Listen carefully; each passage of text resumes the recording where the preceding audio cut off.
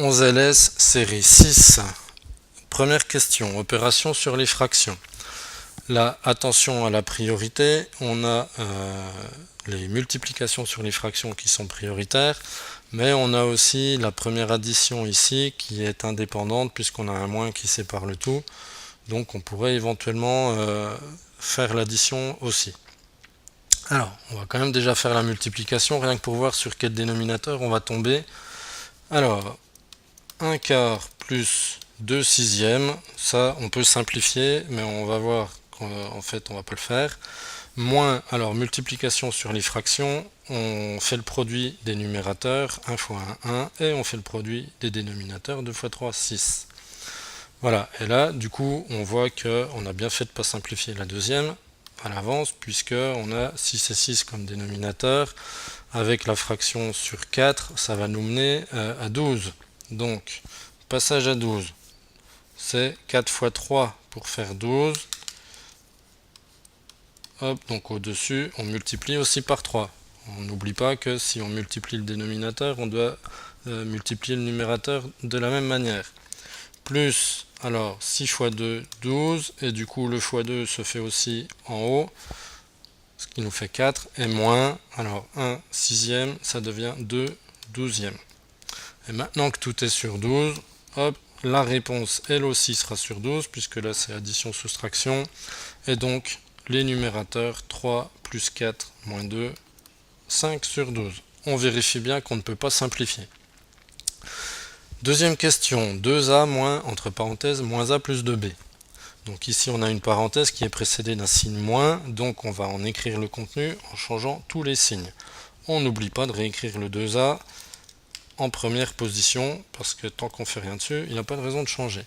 Alors moins a, ça devient plus a, moins plus 2b, ça devient moins 2b.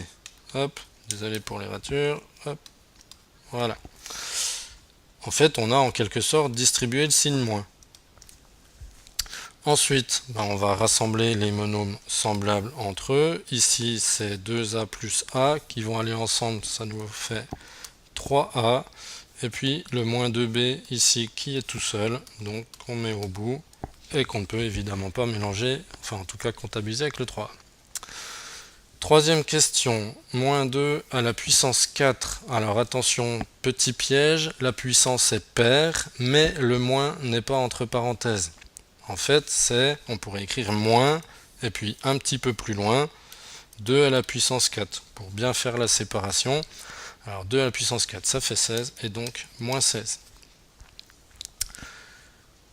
Quatrième question, 2 moins x multiplié par x moins 2. Donc là, on a affaire à une double distributivité qu'on peut symboliser par nos petites flèches. Donc 2 en bas, ça nous fait 2 fois x moins 2 fois 2. Hop, les mêmes petites flèches, mais cette fois-ci en haut. On n'oublie pas de tenir compte du signe ici au moment de distribuer.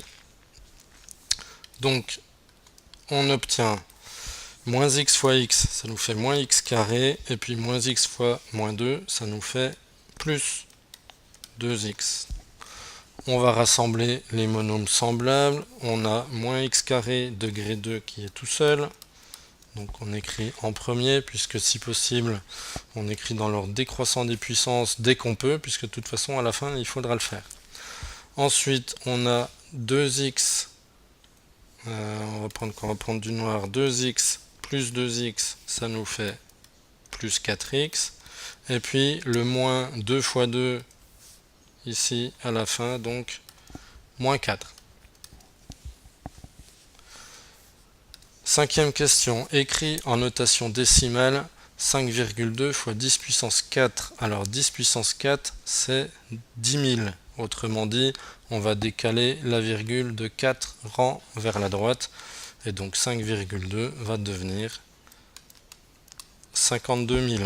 Un décalage pour que le 2 passe aux unités et 3 zéros au bout. Et pour finir, question 6, racine de 5 moins 1 au carré.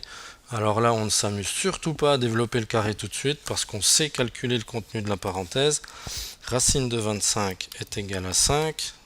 donc on obtient 5 moins 1 dans la parenthèse.